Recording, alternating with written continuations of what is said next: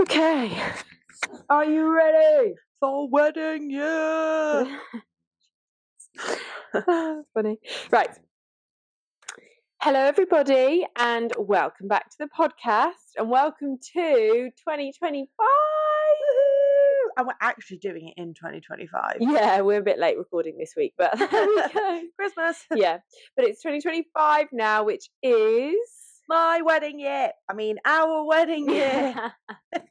Everyone does that. Yeah. Yeah, it's your wedding year. It's time. It's time. Oh my gosh, I'm so excited. I can't believe it. 2025 is set to be a good year. Yeah, it is. It is. We're manifesting the goodness. Oh yeah, I've just been positive all day because it's the 1st of January, by the way, for us. We're recording today on the 1st of January. This will go out in a couple of days time, so it will be a little bit into January by the time this goes out. But yeah, we're having all that positive January energy. Juju. Yeah, we're starting the year with a positive mental attitude, and that therefore the whole year will be the same. The whole year will be positive. Well, it has to be. It's your wedding year. Yeah, not having any other option. No, this is going to be the most fun, exciting year ever. Yeah. I mean, of course, there'll be ups and downs. There always is. But yeah, we're focusing on the good stuff. Yeah, the wedding. The wedding. Anyway, roll the intro. Hello, and welcome to Confetti Conversations, the podcast where me and my sister talk all things weddings, wedding planning, and married life.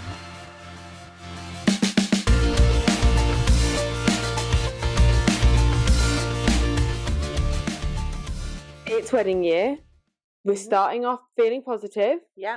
And that actually leads really well into what we're talking about today. Yep. We are manifesting positive attitudes. We are glowing from the inside out. Yes, that's exactly it. What we're trying to do, isn't it? Take that for the year, glowing from the inside out. Yeah. I like that. Yeah, that's what we're doing.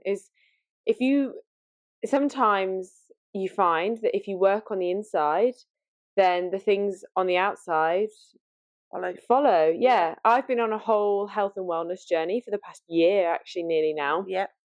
And one of the major things that I have learned from that is my mindset, and I am a totally different person to who I was 12 months ago. Yep. And I'm really proud of that. And that's kind of what we wanted to talk about today, isn't it? Our whole theme for January is going to be wellness. The whole topic of wellness. Yeah. In the broadest spectrum. So not just wellness in terms of taking your vitamins, looking after your skin, looking after your hair. Those things will come in. Yeah. But wellness as a broad topic, isn't it? Which is something 100%. That we're both really passionate about, actually. Yeah. Yeah. And not just for us, for friends, family, strangers, we prioritise that. Yeah. And I think in the wedding arena, you can be guilty of thinking of wellness, of getting skinny and having the best tan. Yeah. That's not what we want to prioritise. No. Wedding, it can be quite toxic, can't it? This wedding diet culture. Yeah. Which is quite big, really, is a lot of people are like, you must look your best on your wedding day. Yeah. You're going to feel it's the most important day ever. Now, I actually currently am 2 stone lighter than I was on my wedding day. 2 stone? Yeah. Wow. So I actually, I don't look at my wedding photos and think, which I thought, in all honesty, I did think I was going to do. Yeah. I did think, and I felt great on my wedding day. I felt amazing, and I was really happy with the way that I looked. Yeah. And yes, I did do a lot of exercise, and I lost a lot of weight for my wedding. Yes, I did do that, but I did it in a healthy way. Yes. It didn't stay off, hence why I've had to redo it. But that's a different topic, I guess. But I thought I would look at my photos and think, oh my gosh, I look so big, blah, blah, blah. But I don't. I love my photos because they're my wedding photos. Yes, exactly. And that's what we want to make sure we're building, the good relationship with ourselves 100%. Before we get to physical. 100%. So mental is important, isn't it? It's so important. So we've broken it down into mental well-being, beauty and that kind of thing, and then fitness. Yeah. Because you don't have to do the second two. You don't need to change anything about yourself. Of course you don't. Because the person you're marrying is marrying you for what you look like. Yeah. They're not for what you look like. Take that back. not what you look like, who you are. 100%. They want to marry you regardless of what you look like. That's what I'm trying to say. Yeah. But the wedding arena, like we said, feeds in that you need to change how you look. Yeah. Which is not what we're aiming for. No, that's not what we're promoting. We're not doing any of that. We are talking about being the best version of yourself. Yeah, and just feeling happy and content in yourself. Yeah. And when we come on, we're going to do a whole separate episode of the fitness stuff. Yeah. But it's for how it makes you feel, not how it makes you look. Absolutely. So today we want to talk about wellness and mindfulness and mental outlook. Yeah. Yeah. That is the fundamental basics, isn't it? And that is where any sort of health, wellness journey, no matter what it is, whether it is about losing weight, whether it is about just having a healthier relationship with yourself, everything comes down to your brain. Yeah. And it's maintaining that through wedding planning so you enjoy it. That's the look I want to kind of put onto it. Yeah. It's all about enjoying the process. Yeah, definitely. So obviously planning your wedding is meant to be exciting. Yeah.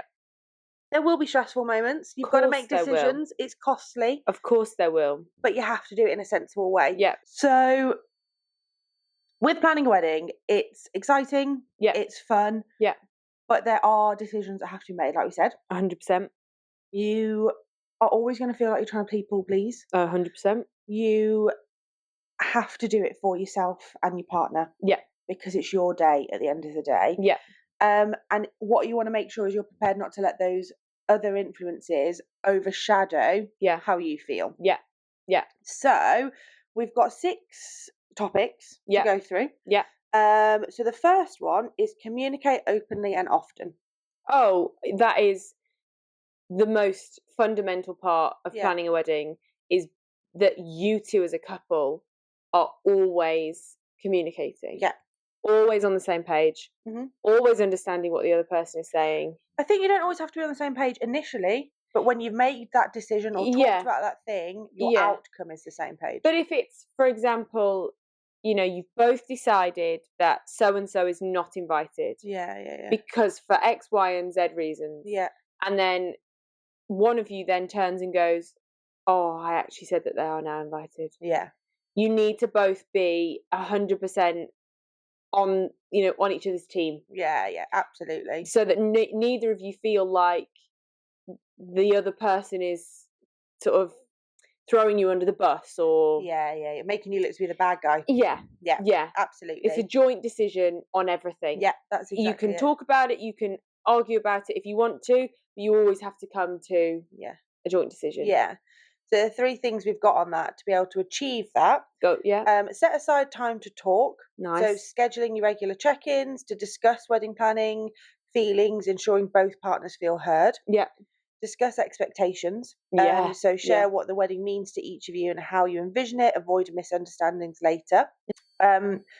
Practice active listening. Focus on truly understanding your partner's perspective without rushing to respond. See, active listening is something that is actually a really hard skill. Yeah. Because a lot of people do it, and I can be guilty of it sometimes, is when Sam's talking to me or asking my opinion on something, I can be like waiting almost for him to stop so that I can say what I want to say. Yeah. And actually active listening is something that's really difficult. But in this sort of instance, you have to listen to each other properly. I learned it through my management training for work. So when I went through that course I had to do to be able to become a partner, of course, I had to do lots of different things. And because when I did it was during COVID, I probably did more than I needed to for the guidance. But a lot of them was like recognizing self and emotional awareness and active listening and things like that. So I learned that individually before I was with Ellis. So actually in this relationship compared to previous, I'm definitely better off. Much better off. Wow. Okay. And with the communication openly and often, like it said, we've set aside the time, and I've put it in the diary actually. So we've set aside time for the date of our wedding every month. Yeah. For date night. I love that idea. Yeah. So the first one, Ellis was like, "Oh, I'm playing rugby that day." I'm like, "That's fine. You can go and play rugby because I think I'm at work anyway." But the night, it's us. It's us. Yeah. Yeah. And it's going to be January, so people aren't out really. Well, my January is fully, I'm committing to the house. Yeah. I am. I said this earlier. January is the setup month where you put the things in place, you make the plans, start making you get the strategies, you make the habits.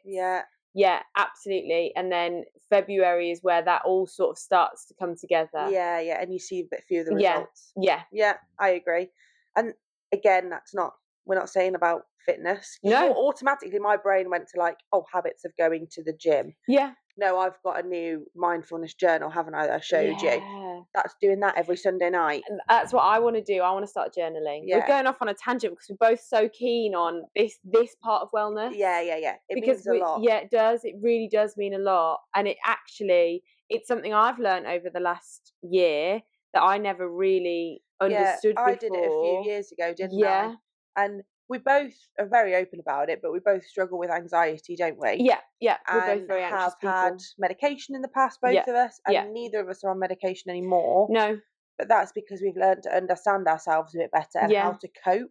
Part of mine actually was the wedding planning process that helped me. Yeah. It's bizarre, but it was something that I found so joyous. Yeah. Planning my wedding was one of the most at peace and happy I have ever been. Yeah.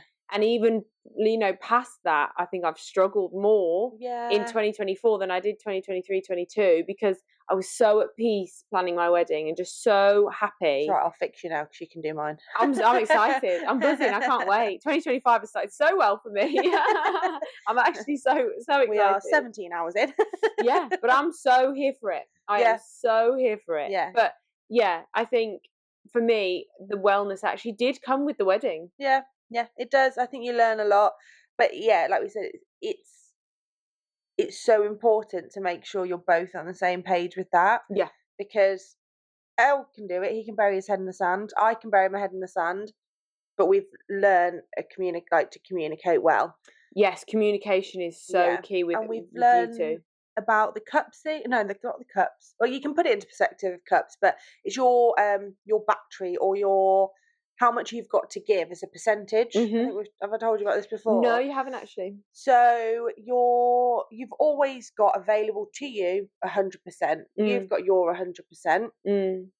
But on one day, I might feel like I've only got 30. And you might feel, okay, I've got 70. So as a couple, we need to have 100%. But you've got your equal amount to give. So some days you could both be on like 80 and you're great. That's your really good days. Yeah. But you both need to be aware of it. At least 100%. You want to try to get to 100% as a couple. So if one of you are feeling low, the other one try and help it out a little bit. If you're both feeling low, right, what can we do to get ourselves to 50% each? That's something I really need to actually practice with Sam even now, even though we're married. Like things like this are great for married life, because recently I definitely have been running on 30. I'd say I've been consistently running on between 30 and 50% of myself. That's how I've felt recently. Just, with a number of different things, life has been a little bit harder these past sort of 2 months, 2-3 months. I've struggled mentally, and that's what we're here to talk about. So, I'll be open and honest about it. And something that I've needed is a lot of support from Sam. And sometimes he can, again, bury his head in the sand and be a little bit not 100% there with me. And I think actually I need that's something I am going to take home. That's homework. And I'm going to say to him, on the days where you can sort of, I'm quite good at pretending that I'm doing okay though, which is something I need to not do. It's on the days when I'm like, okay, I'm not at 100%. I'm at 30. Can you give me 70? Or you, Or are you struggling too? Is there something that we can do to balance each other out? You've both realised as well, haven't you? Because you've both been so busy that you haven't actually spent any time together. No. And that's what a big thing that you were missing? Yeah, we definitely need more time together. We struggle when we're not spending a lot of time together. Like already. I would say not even a lot. You've not spent any time together. No. On your own. No. The other night we sat down after Christmas. We sat down for dinner, just the two of us. And Sam said, "I actually can't remember the last time I had dinner with you. No. Without anyone else there." Yeah. And I was like, "No, me neither. I genuinely couldn't remember." Yeah. Because either I'm working, he's working, and like, don't get me wrong, being busy is lovely, but it can become too much. Yeah. Too much. But again, we're going off a little bit on a tangent, so sorry about that. But it is all relevant. Yeah. In the it's sense still under that communication topic, though. Yeah. I do think it's relevant. Yeah. Let's go on to the next one then. Okay. So setting realistic boundaries. So limit wedding talk. It doesn't have to be your whole life. No. Like we said, designating specific time. So we're going to have that date night. And it's not necessarily to do wedding planning. It's to celebrate wedding and the countdown. I love that. I think I saw it off TikTok and you're sold off. Such a good idea. But I want to something I wish it. I would have done. I said about it when we first booked the wedding and we've never actually done it, but I'm going to put my foot down a little bit about it. Now that you've got the you're in the wedding year, you're on the countdown, if you like. Yeah. I think it's something to be celebrated. Yeah, and it like I say, it's celebration. Yeah.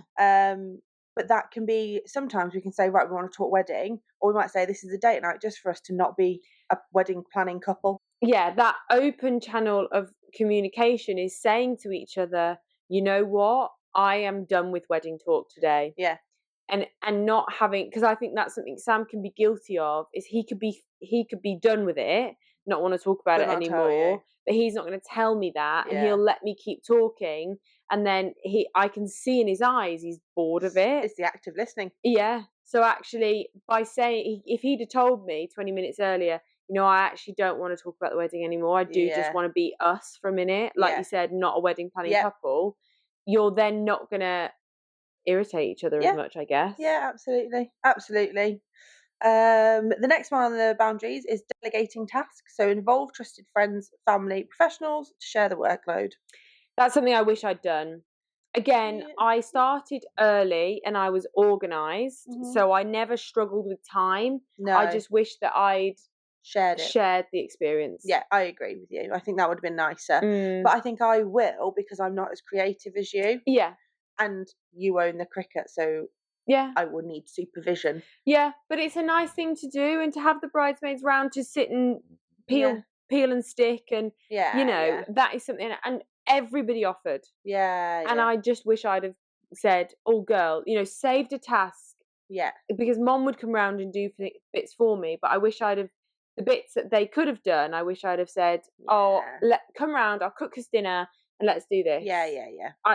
That's something that I think is really beneficial. You thought as well, because you've got so many bridesmaids, you thought, well, they all won't be able to come together. Yeah. Because like some are in the north, aren't they? Or Wales or wherever they are now. So you probably would have felt like, oh, they're going to miss out. So it would have only ever been the ones that live close. Yeah. But actually, it wouldn't have mattered. That's fine. And I would have the same situation where some might come earlier and they need to leave, and then others might come later. Yeah. I've only got one friend who lives further away with a newborn, so I'm never going to be offended that she's not going to be able to make it. No. So, but then on a weekend when she can come, or I can go to her, I'll take stuff and we'll do it, because we're going to be sat playing babies. Yeah. So that is absolutely fine. Love it. So yeah, I agree with that one. I like this one. Say no when necessary. Politely decline additional responsibilities that add undue pressure. Yeah. I think setting your boundaries and saying no is really important, because people do sometimes, don't get me wrong, it's not always, but sometimes people do say to you, "Oh, do you think you could maybe do this for me?" And if it's a boundary that you've said no to, like you said, we're not doing, for example, you're not having children. That's the biggest one, isn't it? Yeah. If you've set the boundary that you're not having children, you can't then renege on that and go, "Oh, so-and-so can bring their kids." Yeah, we're a bit like that at the moment. No, you're not at all. You never made a choice. You never said. Well, we still haven't, because we haven't sent out invitations. Exactly. You never said yes or no to children. There was never a, it's not going to happen. So you're not at all. You're still deciding where you're at in that decision. Makes me feel better, thanks. Next one. Focus on your relationship. Yeah. Plan non-wedding activities, like I said about the date night. Perfect. Simple moments of connection unrelated to the wedding. Yeah. Just having your tea together when you can. Elle's in training at the moment. I'm going to have a really busy period at work. Yeah. We will go down and visit Elle's family at their family holiday home at some point. It's a long drive. We take those moments to have our chats and have a long conversation. Yeah. We're quite good like that. You are, yeah. You are. So that works. Yeah. When we go out and ride the horse, if we go for a hack or a dog walk, they're our moments to have a chat. Yeah. Which makes it a lot easier. Yeah. Reflect on your commitment. So write letters or have discussions about your shared goals and dreams for married life. Yeah. And I think that might be a nice date night, actually. Yeah. Well, every date night, you know, of those, every one that you have on that day, you set aside, like, let's have 10 minutes to talk about why we're doing this, and talk about, you know, like, me and Sam do this thing where, have you seen Just Go With It, the film? You love it, don't you? Yeah, it's one of my favourite films. Anyway, there's this crazy couple in Just Go With It, and they say, when they leave each other, they say 3 things that they love about each other. And it's like your face, your hair, your bum, or your humour, your cooking skills, your whatever. So me and Sam, quite often, if we're having a bit of time where we're winding each other up, or we're getting a little bit aggy with each other, I guess, then we'll sort of make the effort to be like 3 things that we love about each other. That's cool. So something like that, something as simple as that. Yeah. On your date nights, you just do 3 things you love about each other. Love it. And each one has to be different from the month before. That's really so cute. Like, write it down, and then you'll have a whole list of things that you love about each other, that when you go into the wedding, you're like, yeah, this is why we're doing it. Yeah, I love that. Oh, that's really cute. So that's really sweet. Yeah. That's another thing, like, similar kind of thing. Celebrate the milestones. So acknowledge progress in planning and personal growth to maintain positive outlook. Yeah. So go and buy new wedding bands.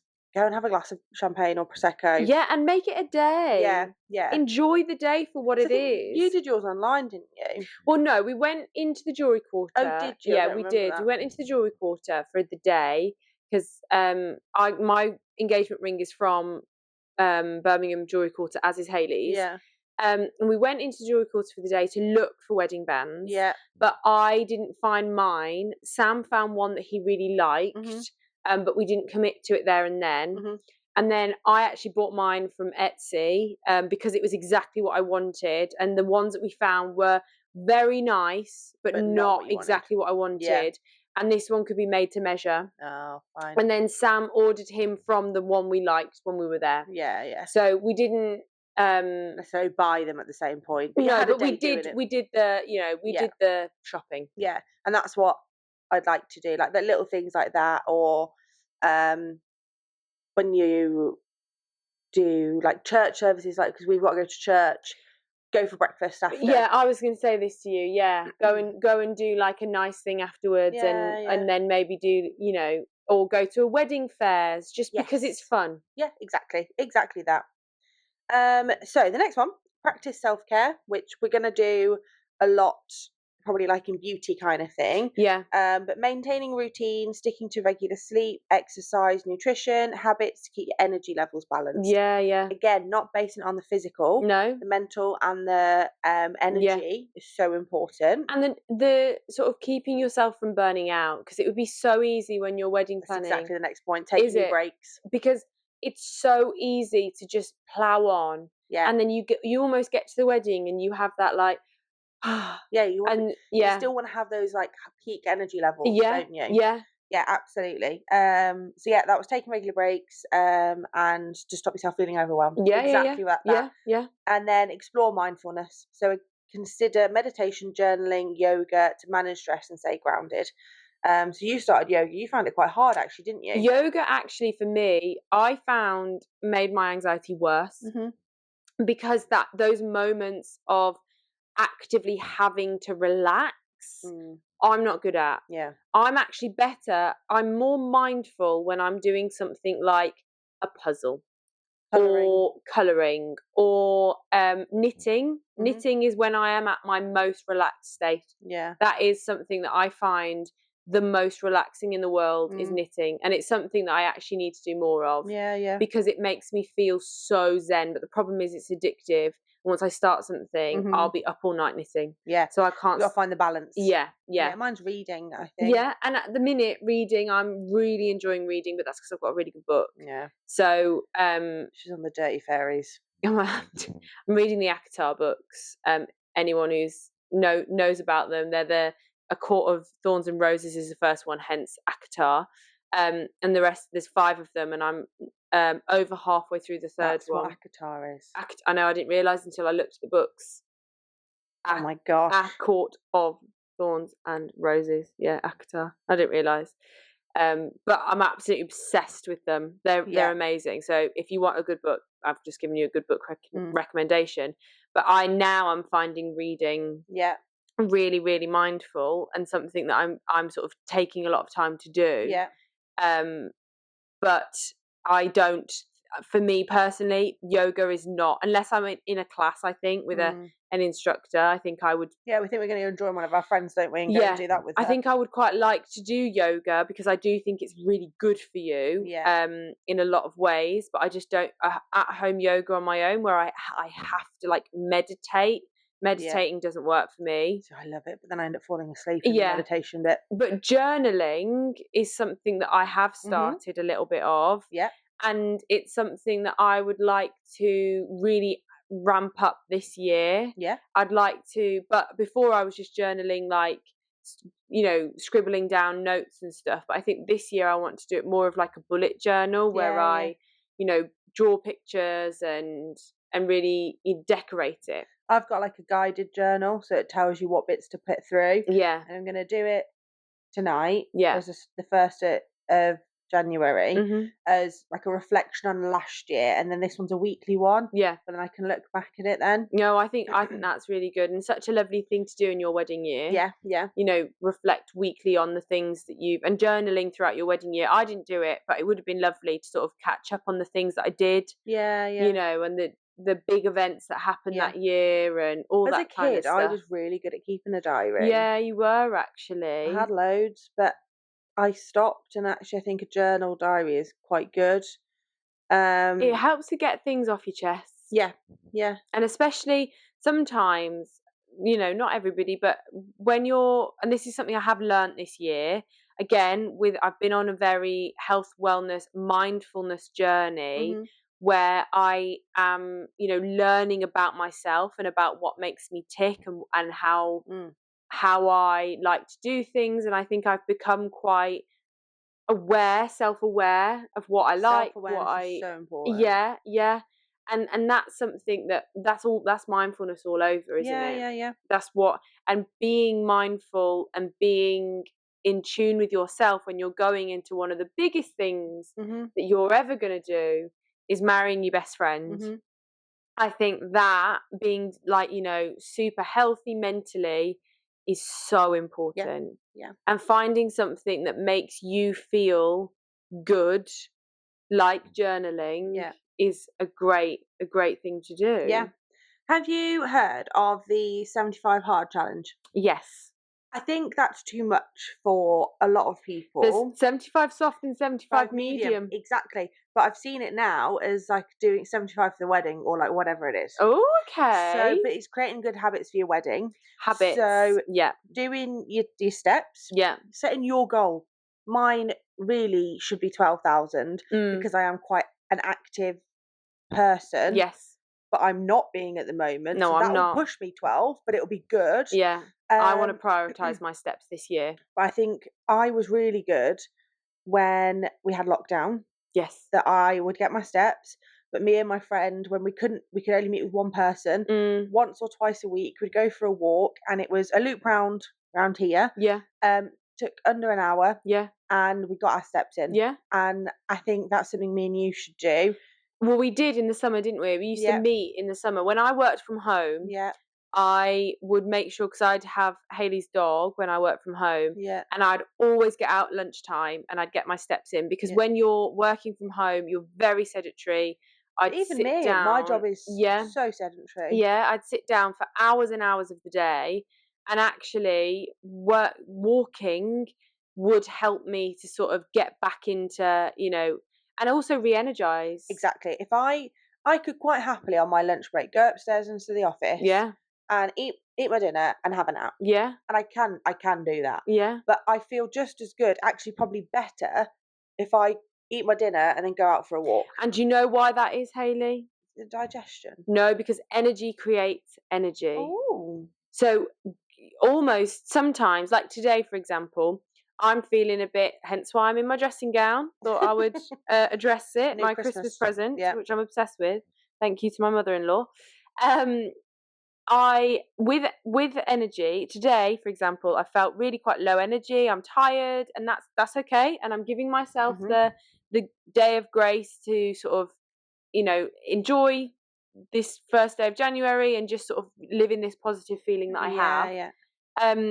But if I'd have gone out and gone to the gym or gone for a walk, the energy I would have created from doing that would have meant that I wouldn't have had such a quiet day. Yeah. And actually, by being more active and being more, getting more done, you actually are creating that energy within you, which means that you feel better for it. Yeah. So energy creates energy, and it's so easy actually just to get up and go, I'm really tired. Right, come on, I'm going for a walk. Yeah. 5 minutes. Yeah. And I promise you'll feel better for it. It is good. It is really, really good. We've got 3 flights of stairs in our office. And if I go up and down them twice, I'm like, right, let's go. Yeah. But sometimes you put can the kettle on the first one. Yeah. Go back down, go back up again, make my tea, and let it brew. Yeah. Go back down again. But you can feel so tired, especially like these winter months, the deep, dark depths of winter can be really, really difficult. Yeah. And actually, by not almost like for me, for example, I'm faking the positive energy.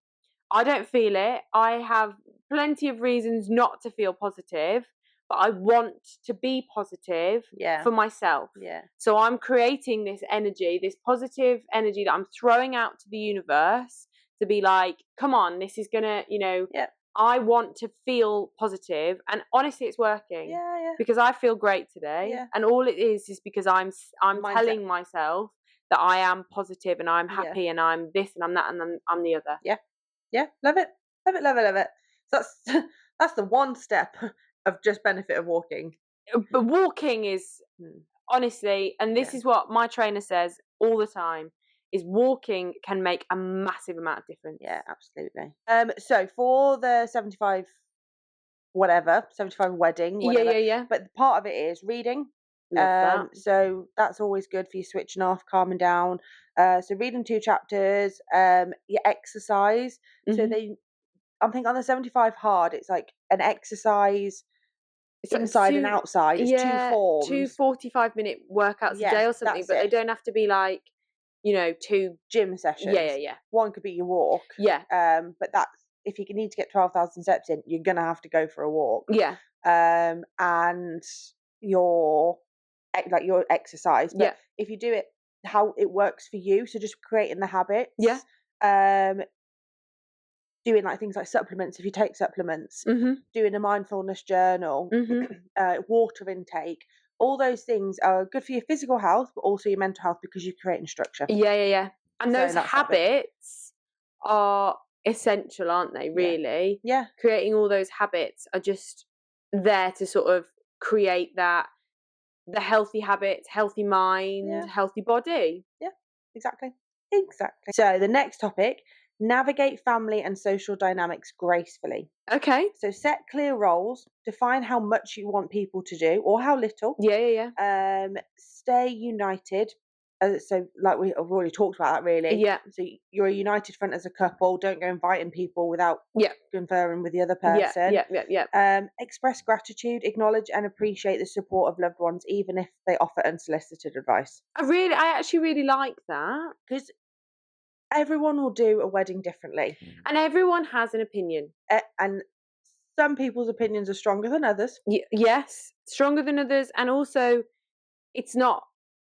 No two weddings are the same, which is the beauty of weddings. Yeah, we're very lucky. We have Mom will tell us her opinion, but I do find she's very graceful, like it says, in her response if we don't want to take it on board. Well, that's kind of because I had to have a conversation with her. Yeah, but she did. Yeah, it didn't go on. She listened and she did do it. No, because I wanted her to be a big part of the wedding planning process, as you have. And we wanted to include her all the way along, but within the first few days of wedding planning, she was saying things that were not helpful. Yeah. She was just she wanted to tell me something, but she wasn't listening to what I had to say. Keep listening. Yeah, and I said to her, Mom, I want your advice. I want you to be part of this process 100%. But what I need from you is to gauge the situation and realize that sometimes what you're saying is not helpful, and listen to what I want, because it is my wedding at the end of the day.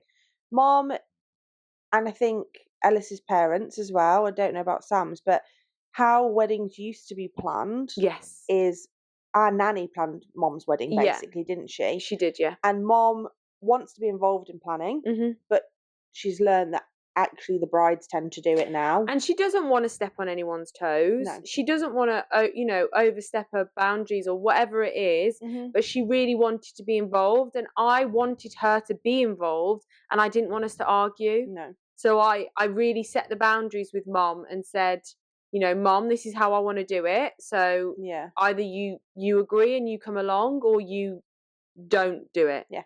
And she listened, and we never, I don't think we ever argued the whole time we were wedding planning. No, that's really good. I think, relationships are so important, and it's not just the couple's relationship, it's with the family, groomsmen, bridesmaids, whatever. Yeah. Okay, next one. Embrace imperfection. So accept that not every detail will go to plan. Yeah. That's okay. Focus on the bigger picture. The bigger picture is that you're getting married to your best friend. Well, That's the priority. And sometimes you do have to just relinquish control and say, okay, that's that. Yeah. If it's not going to be exactly as you wanted it to be, there's certain things that I wanted to do for my wedding that I never got round to, and I just had to say, okay, that's fine. That's fine. It's not going to make the day any less special, is it? No. The nice thing they put about this actually is laugh together. So keep a sense of humour. So you have to, don't you? If it doesn't go exactly right, it doesn't matter. No. As long as at the end of the wedding day, you two are married and you're happy. Yeah. It really is. All that matters. I'm quite proactive and quite passionate about this. Seek professional support if needed. Yes. If you are struggling, sometimes it is too much for your partner. Speak, and that doesn't just mean about wedding planning. This is just in life in general. Yeah. Get the right advice. Yeah. Build a support network. You can do workshops. You can do. There's lots of online communities for bridal stuff. Yeah. Find those people. Get advice. Yeah. There's loads of Facebook groups. There's loads of different podcasts, other ones to listen to, and get that advice, and you'll feel that support. But also, if you really need to, also speak to your GP or counselling services if needed. Yeah. But I personally, and I've said it for a long time, I think everyone should have therapy. I think it should, or counselling. I think it should just be part of your day to day. Yeah, don't struggle on your own. No. Do not struggle on your own. If you need help, you need help. Speak up. Speak up. Yeah, it's really important. Absolutely, it is. Mental health is so important. Yeah. And it is so imperative that we look after our mental health. And that's something that we've learned personally along the way, and have struggled. Our partners have.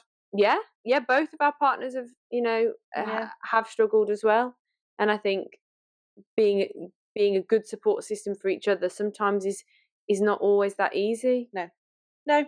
But yeah, that's what they're there for at the end of the day. Yeah, 100%. So to conclude, your wedding is a celebration of your love, your partnership. Yeah. That is the main thing. But by prioritising your mental well-being, you can fully enjoy your journey. Absolutely. That's the best thing. Take time to nurture yourselves and each other. Your future together is worth it. It really, really is. Yeah. It really is. That's the take home. Yeah. 100%. Prioritise yours and your partner's mental health, and this will be a wonderful journey. Yeah.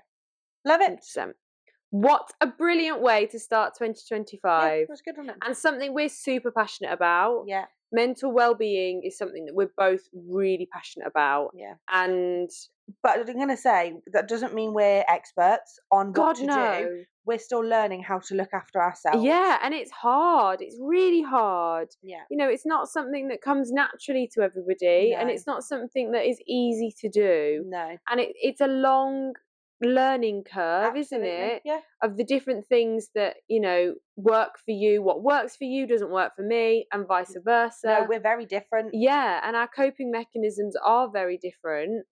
But we are passionate about getting it right. Yeah. And it's a learning curve that's worth it. And like I said, I've learned so much about myself this year. Yeah. And that's something I'm really proud of. Yeah, you should be. You really should be. And I think it's worth doing it, isn't it? Yeah. It's worth putting the time in to learn about yourself and what works for you. Yeah. And that'll be good for your marriage long term as well. It will, and it actually has made me and Sam stronger, because I think I've sort of learnt to not sweat the small stuff. Mm-hmm. Yeah. I've learnt to let go the little things that don't need to. And honestly, in this past year, we've argued less than we ever have. That's so good. So yeah, all of this is relevant throughout married life and beyond. Yeah. It's not about just the wedding run up, is it? It's setting you up for a really healthy, happy marriage. Yeah. Absolutely. Love it. So we're going to go and practice our mindfulness now. Mm-hmm. You love it. Yeah. I'm going to go and do my journal. Yeah, we're going to get our steps in, practice our mindfulness, and just have the most healthy, happy January. Get an early night ready for back to work tomorrow. Yes, absolutely. Get yourself all ready for back to work, back to normality, back routine. I can't wait for routine. Back to wedding planning. Yes. Yeah, January has started, and I think we've hit the ground running, haven't we? Yeah, definitely. So I think that's it for that one. Yeah. Well, this is Wellness January, so we'll continue to talk all about wellness, as we've said, and hopefully give you a couple of tips and tricks and things that we've done that have helped us. Yep, absolutely. So that's it, I think. That's it. So for now, I'm Philippa. I'm Hayley. This was Confetti Conversations, and we'll see you next time. Bye. Bye.